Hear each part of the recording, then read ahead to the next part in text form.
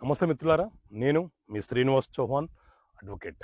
మిత్రులారా, సివిల్ వివాదాలు అనంటే ఏంటి? మన దేశంలో సివిల్ వివాదాల పరిష్కారాల కోసం సిపిసి సివిల్ ప్రొసీడింగ్ అనే చట్టం అమల్లో ఉన్నది.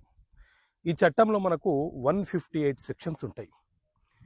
ఈ 158 సెక్షన్లలోని సెక్షన్ 9 ఏం చెప్తుంది అని అంటే, ఏదైనా ఒక స్థిరాస్తికి సంబంధించి లేదా చిరాస్తికి సంబంధించిన వివాదము కానీ, లేకపోతే డబ్బుకు సంబంధించిన వివాదము కానీ, ఏదైనా ఒక కార్యాలయం మీద హక్కులకు సంబంధించిన గొడవలు కానీ, లేదా భరణానికి సంబంధించిన వివాదాలు కావచ్చు, అగ్రిమెంట్ ఆఫ్ సేల్కి సంబంధించి, కాంట్రాక్ట్లకు సంబంధించిన, ఒప్పందాలకు సంబంధించిన వివాదాలు ఇద్దరు వ్యక్తుల మధ్య సంభవిస్తే ఆ వివాదాల పరిష్కారం కోసం మనము న్యాయస్థానంలో కేసు ఫైల్ చేస్తాం.